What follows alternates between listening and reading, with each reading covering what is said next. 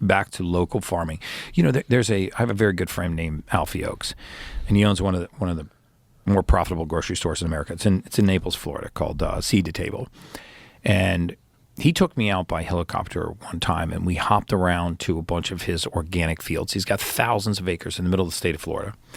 And he showed me how he's not only able to grow produce for less money than he would organically, for less money than he would grow it if he had to use herbicides and pesticides and chemicals. He's able to pick it at 9 o'clock in the morning and have it on the grocery store shelf by 2 o'clock in the afternoon. And I watched the whole process go down. Thousands and thousands of these acres.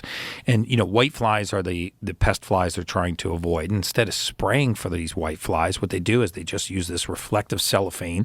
They run it down the rows of crops, and it creates this reflection, and it scatters them to the woods. And so now the white flies are not eating the crops. There's no herbicide. There's no pesticide sprayed on these. There's no preservatives.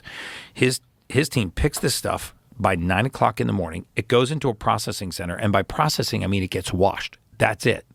And then it's on a truck, and it's on the shelf by 2 o'clock in the afternoon. So you can grab a strawberry in this grocery store and eat it, and it was growing at 9 a.m. that morning.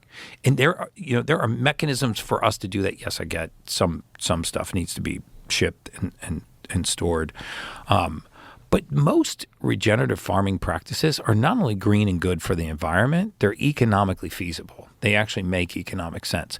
And, when he talks about the fact that we've been spraying some of these fields for so many decades or so many years with these herbicides and insecticides, that there is not a pest for, in some cases, hundreds of miles, but we are still spraying for those pests. He's like, you got to start to question what the motivation is. Yeah, probably financial.